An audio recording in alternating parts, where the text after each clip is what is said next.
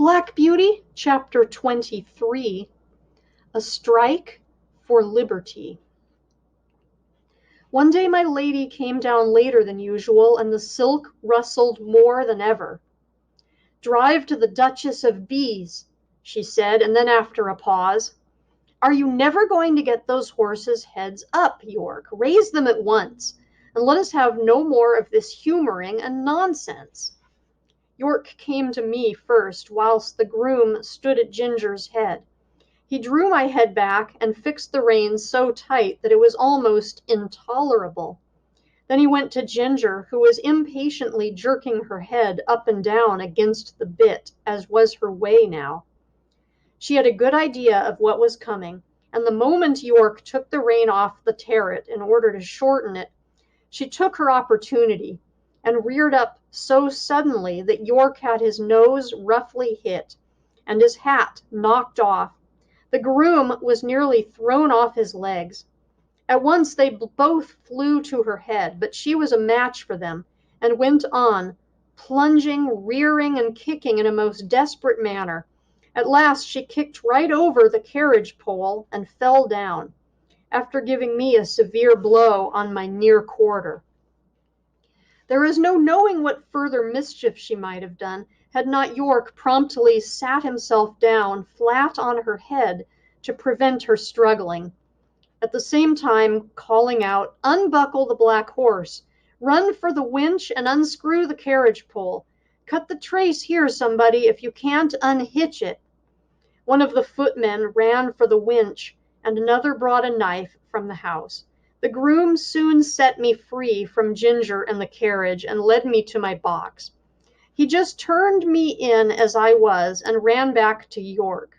I was much excited by what had happened, and if I had ever been used to kick or rear, I am sure I should have done it then, but I never had, and there I stood, angry, sore in my leg, my head still strained up to the terret on the saddle, and no power to get it down. I was very miserable, and felt much inclined to kick the first person who came near me.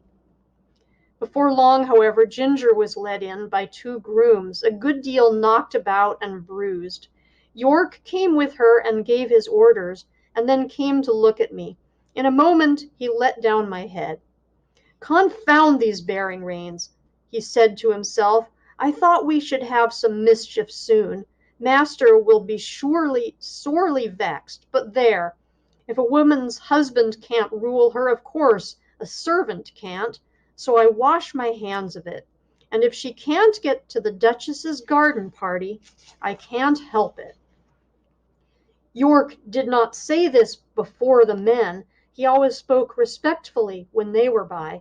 Now he felt me all over and soon found the place above my hock where I had been kicked. It was swelled and painful. He ordered it to be sponged with hot water, and then some lotion was put on. Lord W. was much put out when he learned what had happened. He blamed York for giving way to his mistress, to which he replied that in future he would much prefer to receive his orders only from his lordship. But I think nothing came of it, for things went on the same as before. I thought York might have stood up better for his horses, but perhaps I am no judge. Ginger was never put into the carriage again, but when she was well of her bruises, one of Lord W.'s younger sons said he should like to have her. He was sure she would make a good hunter. As for me, I was obliged still to go in the carriage, and had a fresh partner called Max. He had always been used to the tight rein. I asked him how it was he bore it. "Well," he said, "I bear it because I must, but it is shortening my life, and it will shorten yours too if you have to stick to it."